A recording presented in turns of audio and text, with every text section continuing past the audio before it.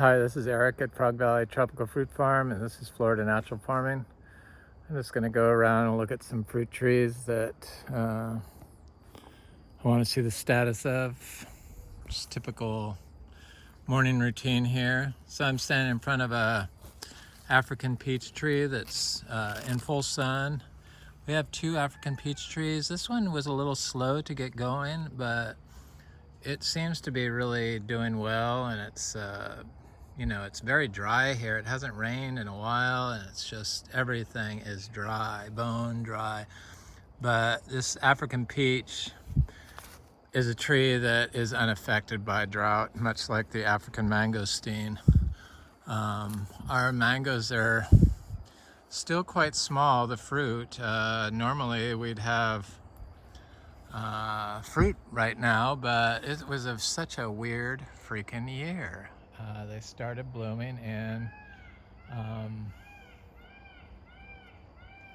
early November, and I thought for sure that we were going to have mangoes late March, early April, and so I canceled a trip to Puerto Vallarta with friends, and because they wanted to go in April, and because I figured it would just be a huge mango season very early, but none of them ever set fruit, and so they're now on their fifth bloom. So this is a Venus tree that has fruit on it. I think it's set one fruit, but in November, but I'm not even sure if it's on there. I haven't really looked for it. It should be about ripe by now. But it is blooming again. It's blooming a little bit better on the other side, and it's got quite a bit of fruit on here. Here's a sugarloaf mango that has various size fruit on it, most of them quite small. I mean, these fruits aren't going to be ready until August, and then it's blooming. So this is the fifth bloom on this also. It's got a couple of panicles on it. This is the tree that had like blooms off the trunk of the tree. So Sugarloaf is a great mango. I was worried it wouldn't be a good producer, but it appears like it is a good producer. I see lots of fruit on this little tiny tree. Back here is a Pineapple Pleasure mango, and Pineapple Pleasure is also an excellent mango. Look at how dry it is. I mean, everything is just dead, and I know this has fruit on it. Not a lot of fruit, but it has some fruit, I see. I thought there was more.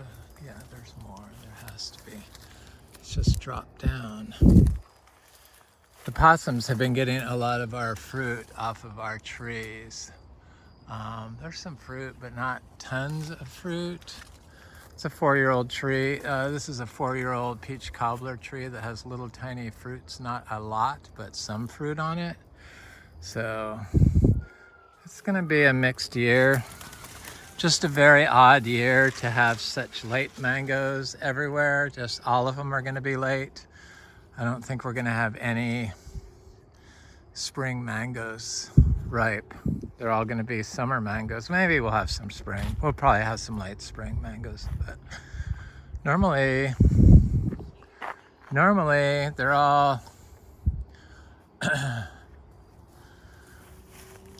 being picked by now, and I'm selling mangoes. So I'm looking at this Spanish lime tree, this G-nip tree, and I thought it was very prone to not flowering when it was drought, but I see that it's getting ready to flower, or is that new growth? But it looks like flowers to me, and it's all over. So I don't know, just seeing what is possible with these different fruit trees. This is a grafted tree it came from Top Tropicals, and this is from drought. That's burn from the sun and drought stress. But it's got all this new growth, and I'm pretty sure that that's flower panicles, because it has flowered before, but it's been a while, and I can't wait to get fruit off that. It's supposedly a tree that you can't grow here because we're so far north, but it never has been affected by the freeze, and It's unaffected by the drought, just a slight little burn on the leaves. And the mangoes, the same thing. They're unaffected by the drought. They don't seem to drop their mangoes during drought. And this is a buttercream tree that has quite a bit of fruit on it, and it's flowering. So it's got quite a bit of fruit all over it, sporadically. That's a 4-year-old tree. It looks like it's starting to do another bloom too. So very strange. It's the 5th bloom on that. This is a Super Julie tree that just did not, this is its 5th bloom, but I do see some large fruit on it. So anybody that doubts that we don't get more than one crop off our mangoes, this is proof, you know. This is, this Julie tree is going to have possibly a spring fruit and definitely some summer fruit. This is kind of going to be a summer fruit, but it also has, so this is its 5th bloom. It's doing a large rebloom, but I saw some larger mangoes in here. Trying to see them now. And I can't. I saw it before I came in here. Where are they? Had a bunch, but it dropped most of them, or the possums got them, or something happened, and it just did not set them. So, I mean, the small fruit and the flower here, that I don't consider 2 crops, but I know that there's a big fruit or 2 on here. I've seen it, or it was on here. But it's amazing that the tree is like still blooming. I think it's amazing.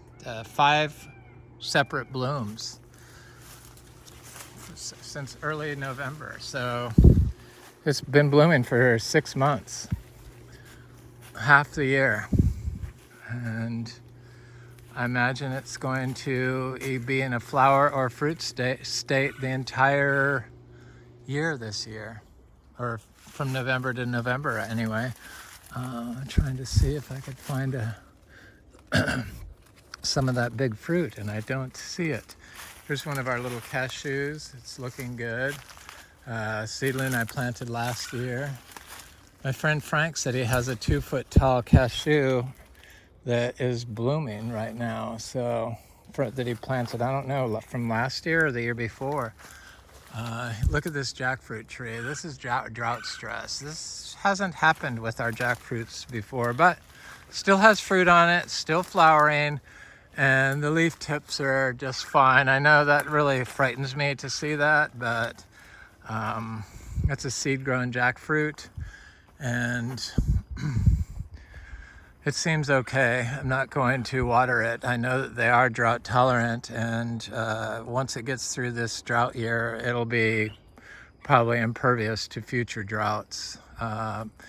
It strengthens the immune system of the tree and makes them less susceptible to abiotic stress in the future, whether it comes from drought or freeze. So they don't get affected by freeze because they're able to manage their cellular energy correctly and elicit an immune response during weather changes. So this is a quaimuk tree that has quite a bit of fruit on it, not tons of fruit, more so than in years past. This is a grafted tree from Excalibur, and it's got quite a bit of fruit on here so far. It's getting good size, so I see fruit all the way up it, and this tree pretty much sets fruit during drought. You know, it's just, if it's raining heavily, it tends to not set fruit and it tends to drop fruit. This is the other side of that pineapple pleasure mango. So these mangoes aren't even going to be ready till August. And this is this is the peach cobbler. This is the pineapple pleasure. Still blooming, this tree. Pineapple pleasure. Not a lot of mangoes on here. Here's the back side of that Venus tree. Got a lot of bloom over here. It's got quite a bit of fruit on it. This is a fruit punch tree that has quite a bit of fruit on it. This is that tree that was covered in powdery mildew, but it's still held its fruit. So a lot of these don't look like, well, they look okay. Some are gonna drop off, but it has a lot of fruit on there. Not too worried about it. This is a sugarloaf tree that has some fruit. It'd be nice if I saw it bloom again. This is that sweet tart tree that has quite a bit of fruit.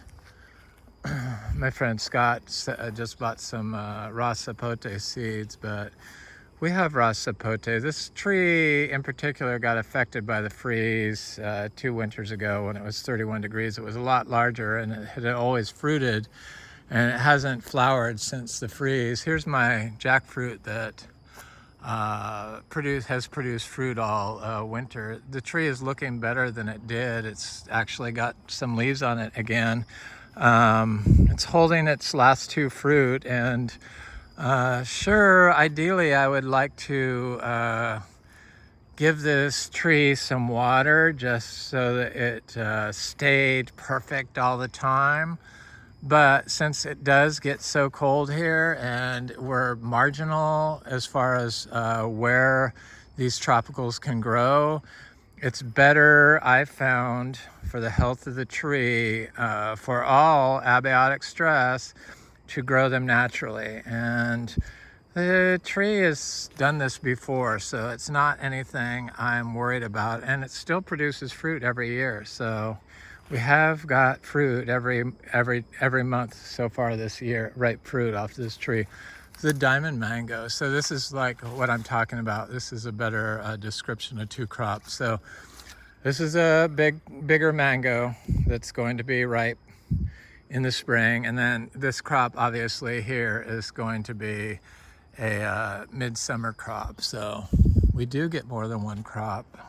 There's diamond is known to do it. So here's a sapodilla tree. The creatures, I think the possums got all of our sapodillas this year. My inga trees, they're just waiting for rain. Look at all those buds on there. It's supposed to start raining. Rainy season's supposed to start Tuesday. I feel like once it gets to this state, everything is okay, and the mangoes and everything are fine. So I don't really worry about it. And here's a raw sapote. It's in more shade. It's actually blooming.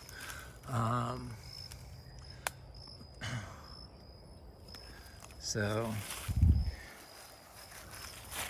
got quite a bit of bloom on it.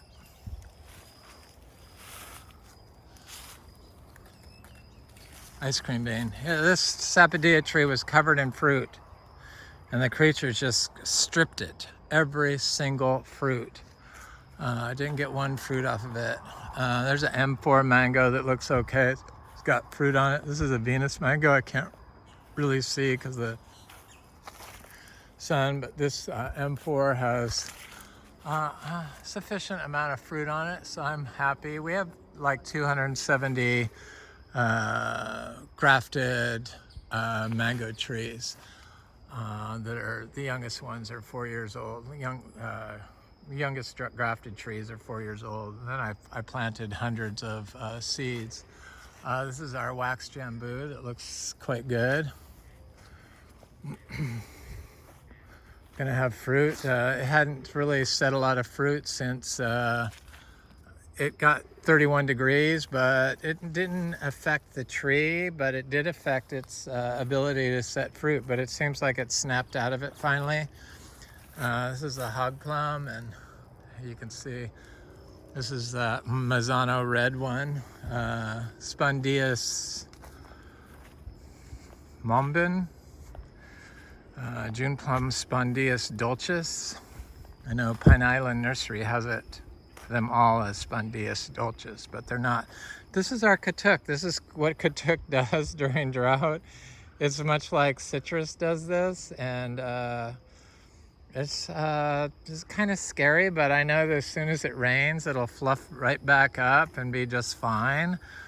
It's because they shut off respiration, so they don't take in CO2 internally or from the outside. Just have to show this because this this is our Garcinia Livingstonii tree that produced so much fruit for us and has just been a source of wealth, basically. Here, the African mangosteen, they're getting bigger. They're just like hundreds of fruit on this tree. I'm going to be able to sell these for $3 each, though I do see some of them are ripening and dropping. Heat causes them to drop off. It's been very hot, so that doesn't surprise me that some will drop off because of the heat. Hopefully not anymore. It's been very hot. It's not the water, it's the heat. This tree has not been watered, so it's fine. It doesn't show any drought stress. But I know that in the past, it flowers off season, or it continuously flowers after it gives me this crop. So the first spring crop, this huge spring crop, always sets. And then it continuously flowers and tries to set fruit. It'll set little tiny fruits, but they'll drop off because it's too hot. The heat will cause the fruit to drop off. And then it won't set any fruit again until it cools off in the fall. So we get two crops off that tree. Here's a Luke's Garcinia, looks totally fine. This is flowered for the first time this year and did not set fruit. 2 flowers. I missed it. I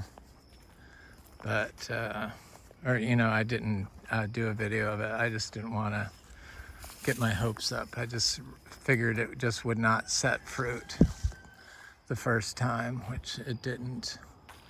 So everything looks okay. Our Monstera deliciosa doesn't seem affected at all. Somebody brought me some Monstera deliciosa fruit, but I mean, I have so much of it that I really don't need fruit, Monstera fruit. I mean, there's just so much fruit on these plants. This big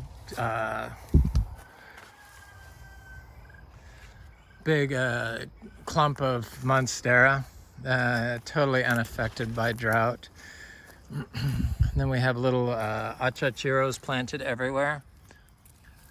Garcinias don't seem to be get affected by drought, though this tree looks a little drought stressed. But they seem totally unaffected by drought. And if they do have dieback, look at this oak tree.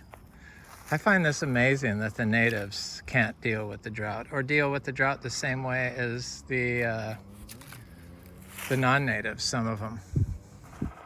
There's another Ingus spectabilis tree, or a Ingus spectabilis tree that is one also. And this tree also has flowers that haven't opened up. This is a pomelo tree that flowered for the first time this year. This is our ginger, of course. All this stuff being grown without any supplemental water. Somebody will see this video in 2 years and go, oh my God, you abuse your trees. But there's a star fruit. I'm not a big fan of star fruit. They produce a lot of fruit during drought. Spring usually is the best time for most places, but spring is the dry season here. Here's I think a Rangapuri lime. And here's a Garcinia dulcis, seed grown. Here's one of my little MB tree seedlings that I planted. There's a pomelo. There's a sweet orange. No greening issues. I had somebody send me emails. For some reason, people think that I or they must think I'm like some sort of bottomless plant hoarder. So just like can't ever get enough. That's a sweet orange. And here's a Garcinia acuminata seedling. They're growing in full sun. It doesn't seem to affect it, but I'm not really, I go in phases. I'm not really that big on just constantly buying stuff. I feel like I have enough. I mean, here's an achachuro, looks good. But then they send me links on like Bellamy trees of plants that I have for sale, most of which I already have. I just don't go over everything. Of the ones I want, if I don't have it and they got it, it's because I didn't care for the description. Like a Puteria that is described as critically endangered, but they describe the fruit as sometimes eaten out of hand and mildly sweet. That is not a fruit I would buy, not a tree I would buy. I have to get the ones that are always eaten out of hand, consumed and sold locally. Definitely is something I would buy, a sweet fruit. But if they say anything like sometimes it's consumed by the locals, that just is indicative that the fruit is not that good. So I just wouldn't even buy it, even though it's critically endangered.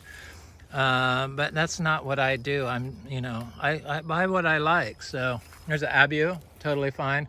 Here's our star apples. So this is a Jocko Beach star apple. They look haggard when they're in drought mode, which is what they're in now. They usually don't lose a lot of leaves, but this tree had a lot of leaf damage from the weird cold weather we had this winter. So it did drop all those leaves. This is some of those leaves. It got the spots on them that they get, but it only kept its healthiest leaves. But it looks totally fine, and we're gonna get water soon. Here's that seedling Quaimuk tree that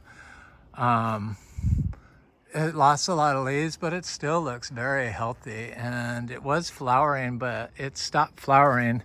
But it's a seedling tree. It has fruited in the past. One fruit held to fruition, to ripeness. So here's the Oscar's giant purple star apple. But I do collect, I do covet some plants still. And one of the plants that I've been like wanting for years, this is Oscar's giant purple star apple. They're all seed grown, all our star apples. There's another Oscar's giant purple star apple. And then I have DPI gold star apple, which is right here, this little tiny tree that the creatures haven't got. It makes me nervous when I only have one tree of something, because it seems like that one tree is what the creatures will get. It's growing underneath this large Ingus spectabilis tree that is ready to open its flowers. It's like got so many flowers all over it, but it's not, they're not opening because of the drought. Much like that Inga fuilii tree that has flowers all over it, but it hasn't opened them. I was thinking this year will be our year for that. So Oscar's giant purple, this is how they look during drought. Seed grown. It takes like 10 years to grow, get them to fruit from seed. So I have a couple more years left before they supposedly should be producing fruit. Here's a big Cepadia tree that got affected by the creatures, and they got all the fruit off of it. Oh, they left me one, I see. Thank you. This is a really good Cepadia. Totally possible to grow this without ever watering. Here's the Juicy Pearl star apple from Australia, the Argentium uratum, Chrysophyllum Argentium uratum. It's not a Camito, but it's supposed to be one of the best, top three. So the best star apples are supposed to be Juicy Pearl, Alva, and DPI Gold. So now we have all three, and then Oscar's Giant Purple, all four. So because my friend Frank, bless his heart, and his wife Annette brought 20 Alva star apple seeds to me. So I was like so excited to get those seeds. So I do like covet some stuff, and that is Alva star apple. It was top of my list. We just couldn't get it over here. They've had it in Australia for years, but we seem to be behind the game on star apples in Florida. And I was lucky enough to get a DPI Gold, and I was lucky enough I did have seeds of the Juicy Pearl, but only one tree survived, but that tree is quite large now.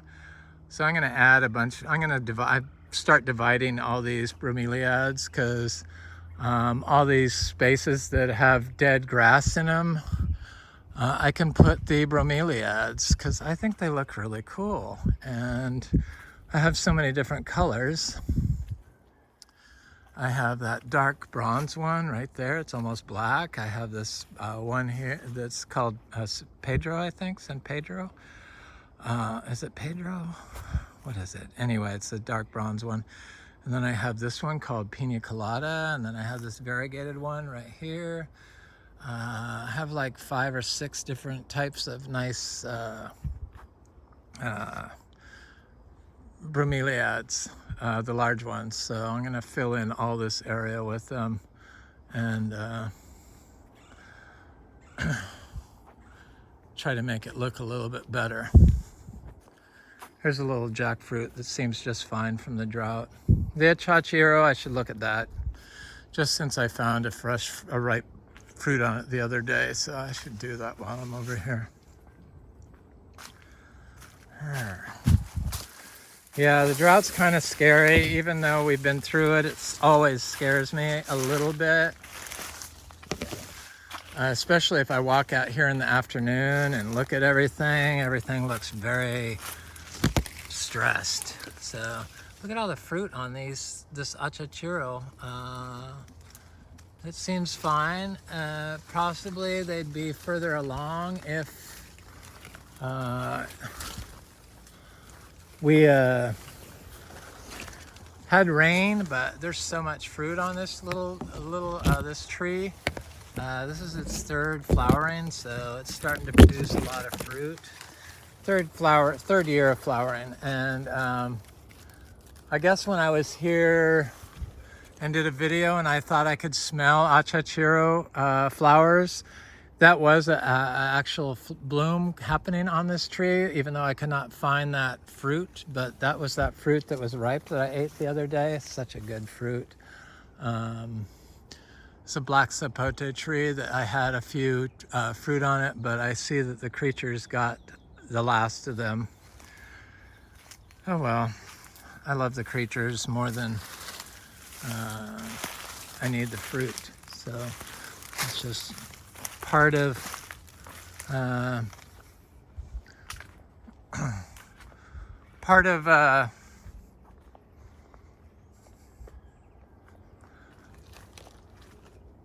growing naturally, having a food forest. You have to have the creatures. I would never think of killing them or trapping them and moving them or whatever. My neighbor trapped all the raccoons for years and would shoot them. And so he was shooting one every week. And I'm like, why are you doing that? And he goes, because they'll eat my fruit. And I said, we don't have any fruit. Well, I will. But he ended up selling the place. So he killed all the raccoons and then moved. And they never even got any fruit. They still haven't got any fruit on their mangoes 6 years later. Bizarre. But I'm like, well, we get fruit and they don't eat all of ours. You just got to plant more. So I like the creatures, the rabbits. They got my alisapo, and they got both of my Polyteria torta glabras. Yes, you darling little thing. You are your friends. But I'd rather have the rabbits than no rabbits. So just have to plant more. I don't let it stress me. Probably if I only had a small yard and didn't have hundreds and hundreds of fruit trees, or thousands I should say, it might bother me more. I guess it used to bother me more than it does now, but I just don't let stuff like that bother me. I figure more seeds will come around. So there's some, we have like 4 different types of Talicia trees. So one is like a giant longan, like a Pometia pinnata type fruit. So, and you can eat the nut and all on these Talicias, but I have one of a species from, I think Anderson Tropicals, which is right there. And then I have Melicoccus oliviformis Talicia right there. And I should look at that Poeuteria macrophylla while I'm over here. Here's my Cupia bracteosa right here. It's got some new growth coming out on it. Looks very good. Kind of looks like the Platonia insignis. If I hadn't done a video, I would swear that that was Platonia. Here's a couple of Garcinias. I think Duacre and the Brazilian, you know, macrophylla AFF Duacre. And here's the Poeuteria macrophylla. Looks totally fine. Hopefully the creatures will not get it. Here's a Wampy. I'm not sure what that is. It kind of looks like a soursop, but I'm not sure. I think it could be something else. I think this is the Brazilian Xerapu. This is that Eugenia that my friend Frank gave me. It looks like it's under a little drought stress there. I don't know which one it is. I don't collect Eugenias, but I do have some. Most of them have been gifts from somebody. I just have never been that fond of them. Here's it's just, you know, my choice. Poeuteria boreperii. And this looks a little stressed out. This is the Poeuteria Valesii. But, you know, it's growing here in full sun, and you got to expect them to look a little drought stressed. Here's the needle flower that I planted there a while ago.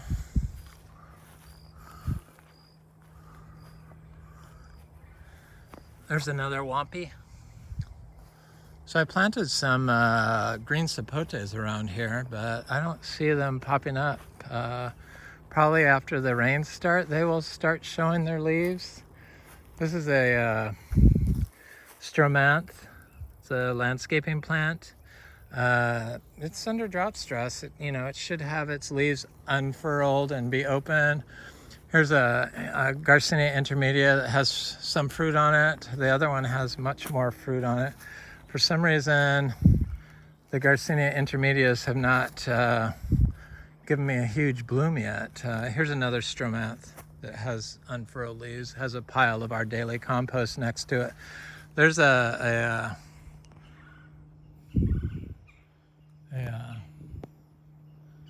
Plenia inflata, giant mulche. Looking good. No drought stress whatsoever. So here's a green sapote. I did buy this tree from a little gallon pot from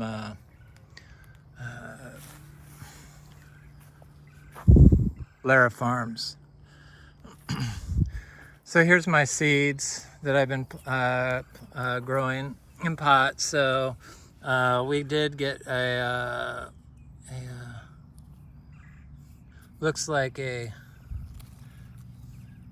two of the Ilama seeds to come up.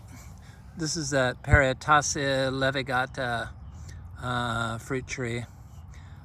This is a sweet orange. This is a Brazilian Xerapu. This is, I think this is a sugar apple or Adamoya that I planted last winter that finally popped up.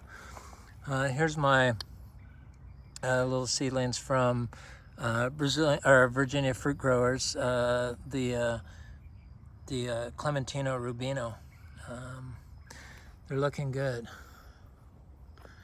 Very excited about that. So I finally got the Annona cariaceae to pop up right here. And here's a Talicia melicoccus aleviformis. Yeah, coffee seems totally drought tolerant. There's another Talicia. There's a coffee from my friend Scott. He gave me some other coffees. That's one called Mocha. Our durian looks great. I'm surprised. There's a coffee. Look at it. It looks totally unfazed by the drought. This is that, not the cranberry hibiscus, but it's that green that looks like the cranberry hibiscus. That was a gift from my friend Tim. And the tree, or the running collards, I guess they're called, are looking good. Here's the Garcinia intermedia. I can see lots of fruit on this tree. I didn't notice it before, but there's a lot of fruit on it. So maybe the other tree has fruit, because I didn't even see this fruit before. So that's good. Here's another durian. Looks totally fine. A tree that really surprised me is the Pulusan. Came through winter with flying colors and is unfazed by drought. Right here, it's got new growth on it. It grew during the winter, so it's not as cold sensitive as people thought. But if you're like keeping your tree protected, and especially if you're using synthetic fertilizers like Osmocote or something like that, and you're growing them in pots, then your tree is going to be susceptible to any type of changes in its environment. And so it's much like the tropical aroid houseplant people that grow in semi-hydro pond or something like that, and then they have to keep them intense. But if they grew them closer to nature, so planted them in a living soil like biodynamic compost, or a compost that they make that's unsterilized, and just fed them whole foods rather than synthetic fertilizers, then their ability to handle the dry air in their house would be a lot stronger than if you're feeding them synthetic fertilizers. Then you have to keep them in an artificial situation, because they don't know how to handle stress. So it's the same thing that goes on here, and that's why we don't water. And a big part of it is I want to have high quality flavored fruit, and dry farming does that. So that's a big part of it. So this is the Colac, Talicia florescii. I would expect that tree a lot bigger, but I saw that the voles were eating its roots, so that's why. Here's a Theobroma bicolor. It's getting large. There's one more here that popped up. And then I got this little cutie seed from one of my YouTube people. His last name's Adams, in Vermont. I can't think of the first name offhand, sorry. But he sent me a seed in the mail. And there it is, yay. I have eaten like, at least, I buy 5 sacks of cuties every week at the store. You know, the organic cuties, the clementines.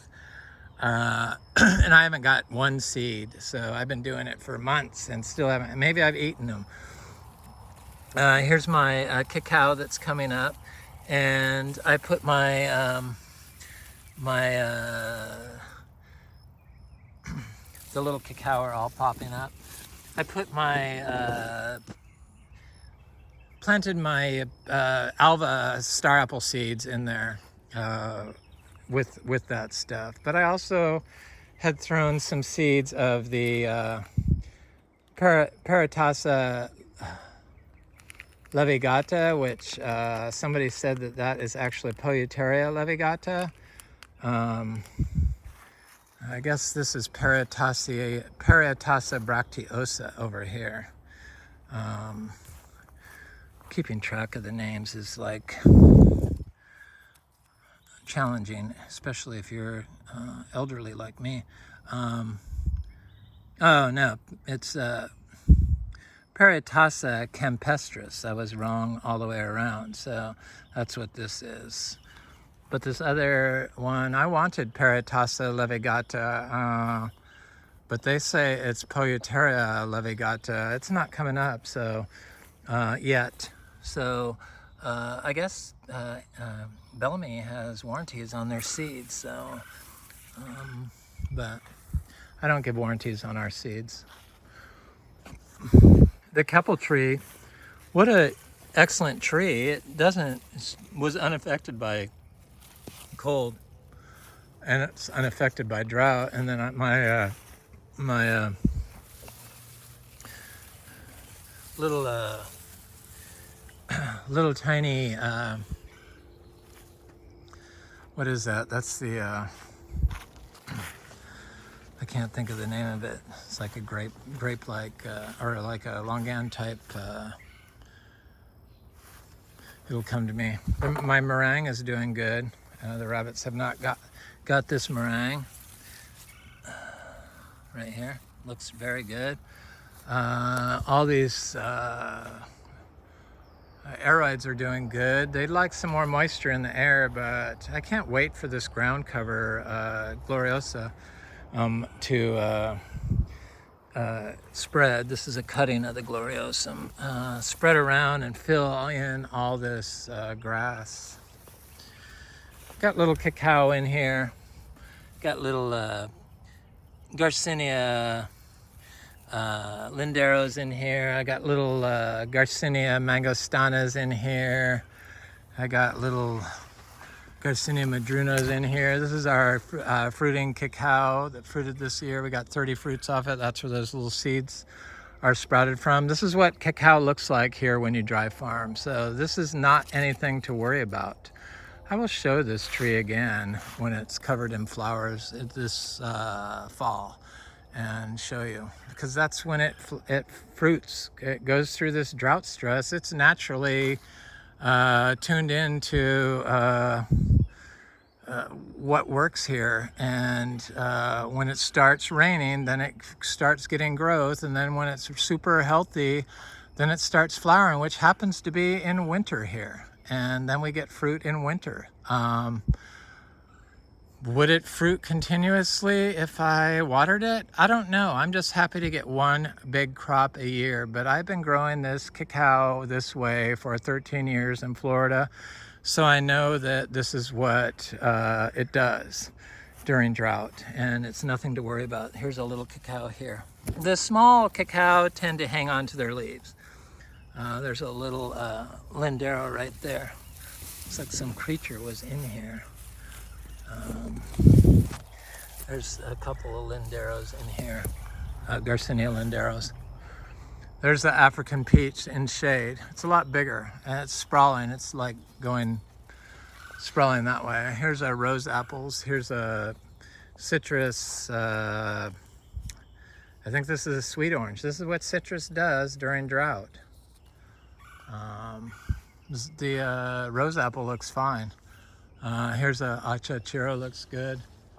Of course, the bananas, they surprise the heck out of me. They are unaffected by drought and continuously bloom. This Wampy looks a little drought stressed, but it's doing the same thing the citrus does. Look at this native, the oak. The native oak completely died except for a few leaves on its tips. So what the natives do, so do the non-natives, the invasives that I plant here. Here's a Wampia that's totally unaffected. I can't look at my Polyuteria torta glabra because the rabbits got it. Bless their souls, little darling things. This achachiro is drought stressed. This doesn't happen very often with Garcinias, but this has happened to one tree before, and this is the only tree I see that this is happening to. We have like 500 achachiros. So it happened to a tree before, and now that tree is like grown twice as big as the others, because when it does this, it sends down roots deep into the soil. So they have long tap roots. So it's stopped growing and actually stunted on top. But as soon as the rains start, it is going to tap into that deep root system, and it's going to just like be stronger and healthier. Look at this oak tree. People say plant natives, but the natives do the same thing. This one is totally unaffected. It's bizarre. Here's where I planted some more of those bromeliads. I'm gonna put some different colored ones in this area. So all these little dead spots, those are all little oak trees that are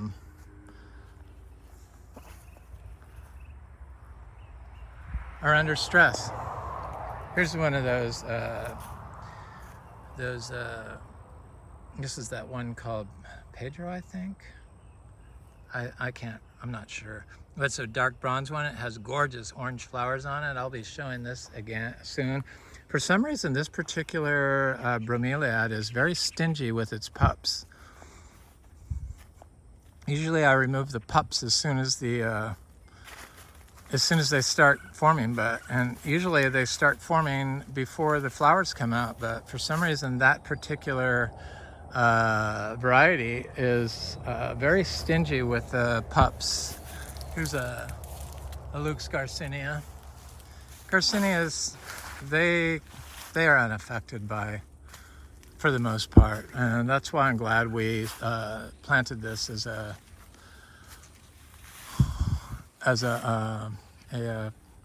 Garcinia farm. That's why we started for the achachiro.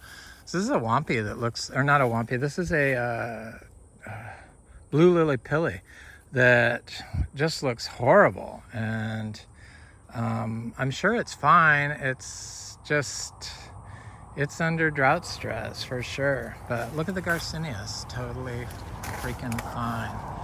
There's a achachiro, there's a cashew. Cashews seem unaffected by drought. This is a Garcinia madruno tree.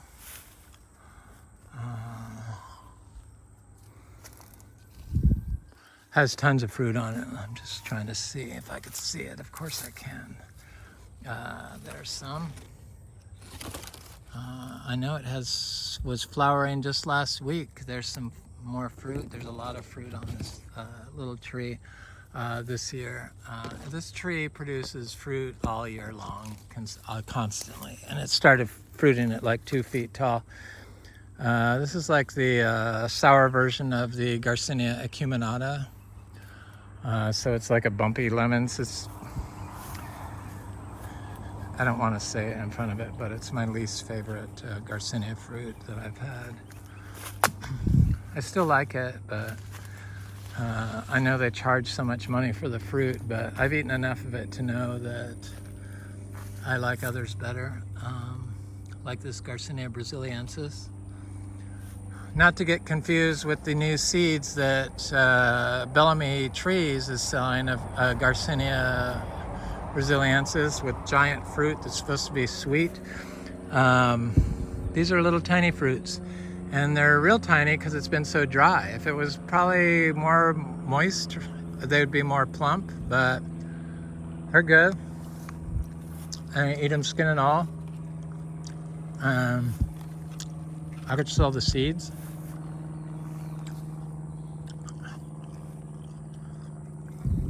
I mean, I'd sell them cheap.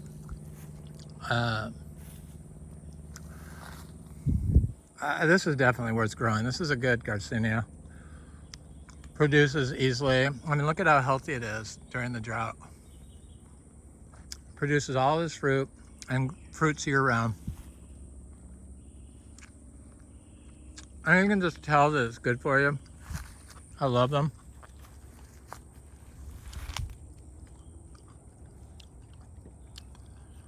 I was selling those seeds like cheap. Reach out to me if you want some. My information's under the contact section. This is Garcinia gardneriana. Bellamy trees. Has a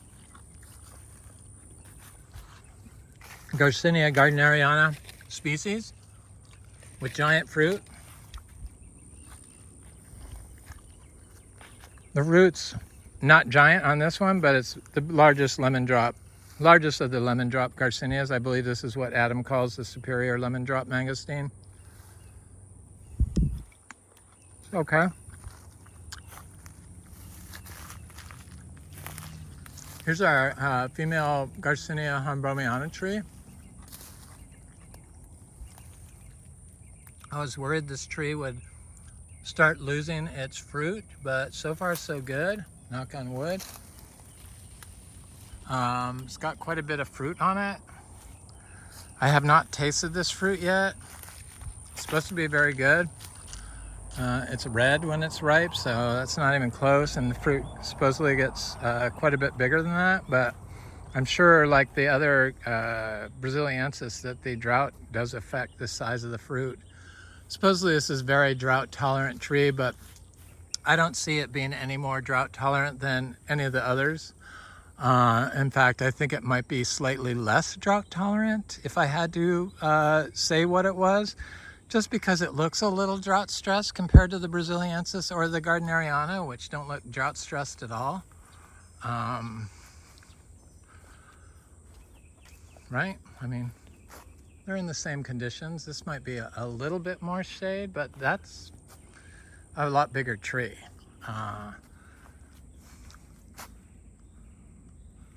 But the one in full shade, that's a Gardneriana male tree. It looks a little drought stressed too, but I need to get some more of these. I really like these Brazilienses.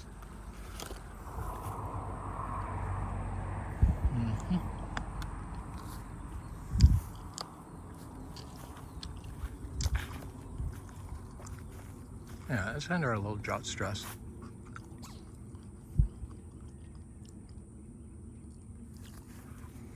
Not as drought stressed as the natives, this oak tree, but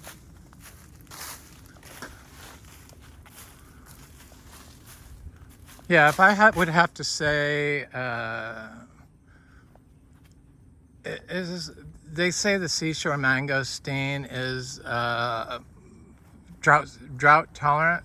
All the Garcinias are, but you can see on this male hambromiana tree, and this is under some shade, this is definitely drought stressed. You can see the burnt on the leaves, on the end of the leaves. Those are the leaf tips. It's not going on the other trees, but it's still trying to flower. So it's not as drought tolerant as the Garcinia livingstonii. So Garcinia livingstonii is just, it doesn't get affected by drought. There it is. Usually none of the Garcinias get affected by drought. Here's another female tree. I see it's dropping a little couple of fruit. That's from the heat. It was like 100 degrees or 101 degrees here, which is abnormally high. So here's our jackfruits. This is a seed-grown tree. I find this interesting. That's the tree that I wanted to test tying the bowl to, my little bowl Romy, to see if I could get it to fruit. And look at that tree, has not lost any leaves at all. I gave this one 2 piles of our compost. It looks okay, but it doesn't look like this tree that I was tying my bowl to all the time. And this tree, I can smell it's blooming still. And it has fruit on it. It's still blooming. And this is Orange Crush. It's a grafted tree. So I also gave it some daily compost. This ginger is totally stressed. So I know this area is a stressful area for them. It's right next to a path, so it has to be because I tied my little bowl up to it. That has to be why. This is a sapodilla that had fruit on it, and I could see the creatures broke the branches off trying to get it. but it has a couple of more fruit on it. Possums love sapodillas. And here's this is like the story of our mangoes. Some trees are like loaded, like this Kizar tree.